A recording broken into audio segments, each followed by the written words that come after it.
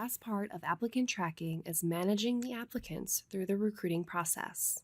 This video includes viewing applicant information, moving applicants through the recruiting stages, and more.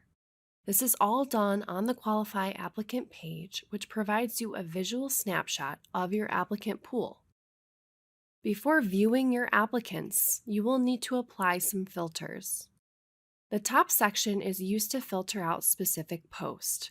The post filter is especially helpful as it will narrow down the applicant for a specific job posting. You can click the filter icon on the left-hand side for more filtering options, such as applicant keywords, ratings, and more.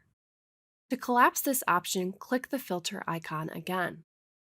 After you've made your selections, click Filter.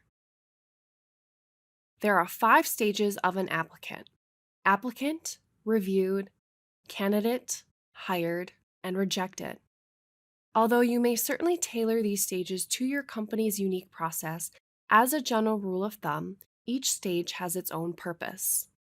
The applicant section is for viewing the applicant information and determining if they should be considered to moving on to the next stage. Applicants with a flag next to their name indicate the applicant's response to a question has been flagged. Flags are used to determine if the applicant is qualified or not. These flags can then be viewed on the application itself.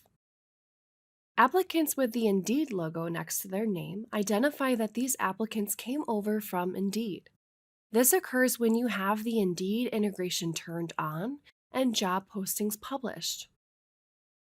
To view their applicant profile, including their application, click on the applicant's name.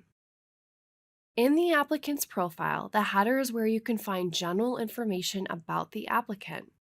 Use the arrows to scroll through from one applicant to another.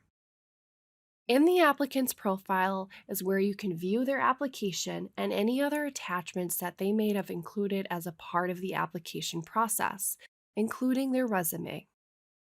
You can also rate the applicant and enter any comments about the applicant. These comments will not be shared with the applicant. You can use the ellipsis icon to change the applicant's status, send an email or a text correspondence, view correspondences that have been sent to the applicant, and even transfer the applicant to another position. This can be used if the applicant would be qualified for a different position at the company. You can block applicants so that they don't appear on the qualified applicant page any longer. Many of these options are available on the qualified applicant page by hovering over the applicant name and clicking on the ellipsis icon. You can also make bulk changes. To make these bulk changes, check the checkbox next to the applicant's name. Then select the options in the right-hand corner to either change the applicant's status or send a correspondence. After reviewing the applicant section, you can move your applicants to the reviewed stage to move them on in the process, or set them to the rejected stage if the applicant would not be considered a potential candidate. Applicants can be moved back and forth between any stage at any time. The reviewed section is for filtering through the applicants to further consider as to whether the individual should be brought into an interview. The next stage, candidate, is generally used for the final prospect for the job. Since the candidate stage is the last stage before hiring, the Hire button is available here. It is also available on the Hire stage should you move a candidate here without using the button.